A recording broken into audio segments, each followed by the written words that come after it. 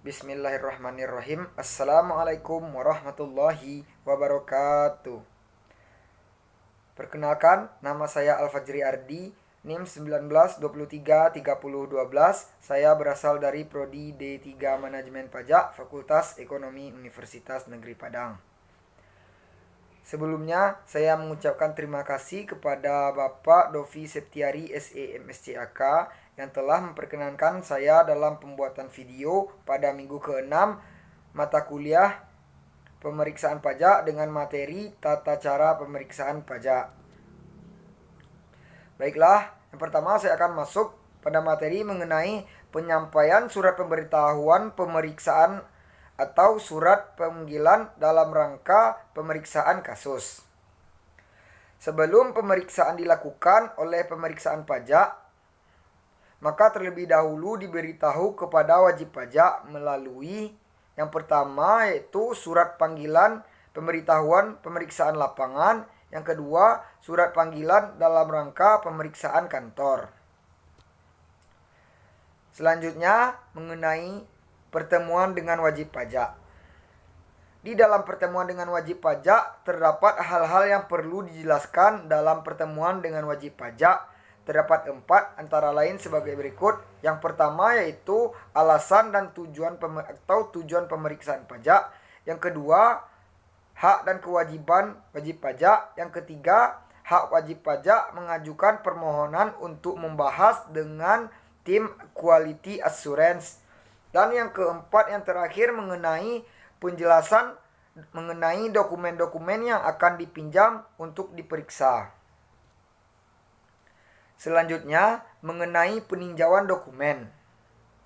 Di dalam peninjauan dokumen, terdapat ketentuan terkait peminjaman dokumen wajib pajak oleh pemeriksa, yaitu yang pertama yaitu dokumen dapat dipinjam saat itu juga jika yang dilakukan adalah pemeriksa lapangan. Yang kedua, dokumen yang harus dilampirkan pada surat panggilan dalam rangka pemeriksaan kantor jika yang dilakukan adalah pemeriksaan kantor. Dan yang terakhir, yang ketiga yaitu dokumen dipinjam pada saat wajib pajak memenuhi panggilan jika yang dilakukan adalah pemeriksaan kantor. Selanjutnya mengenai penolakan pemeriksaan. Jika wajib pajak menolak untuk dilakukan pemeriksaan, maka wajib pajak harus menandatangani surat pernyataan penolakan pemeriksaan. Apabila wajib pajak melakukan menolak menandatangani surat pernyataan penolakan pemeriksaan, maka pemeriksaan pajak akan membuat berita acara penolakan pemeriksaan yang ditandatangani oleh tim pemeriksaan pajak. Selanjutnya mengenai pengujian oleh pemeriksaan pajak. Pemeriksaan dilakukan berdasarkan metode, teknik, dan prosedur pemeriksaan yang ditetapkan oleh DJP atau Direktorat Jenderal Pajak. Metode pemeriksaan dapat berupa metode langsung dan juga dapat berupa metode secara tidak langsung. Teknik pemeriksaan banyak bentuknya, seperti pengujian kesalahan dokumen, evaluasi, analisis angka analisis angka.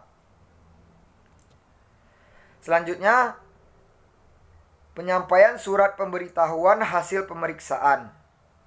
Hasil pemeriksaan harus diberitahu kepada wajib pajak melalui penyampaian SPHP dengan melampirkan temuan pemeriksaan. Wajib pajak wajib memberikan tanggapan tertulis atas SPHP.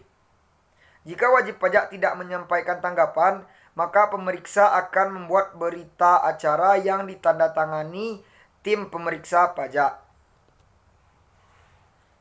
Selanjutnya, yang terakhir mengenai pembahasan akhir hasil pemeriksaan. Wajib pajak harus diberikan hak hadir dalam pembahasan hasil akhir pemeriksaan.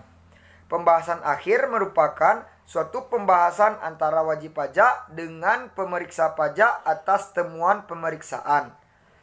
Hasil pembahasan dituliskan dalam berita acara pembahasan akhir yang ditandatangani oleh kedua belah pihak. Demikianlah penjelasan materi dari saya mengenai tata cara pemeriksaan pajak. Jika ada salah dalam penyampaian kata, saya mohon maaf. Semoga bermanfaat. Saya akhiri dengan wabillahi taufik wal hidayah. Wassalamualaikum warahmatullahi wabarakatuh.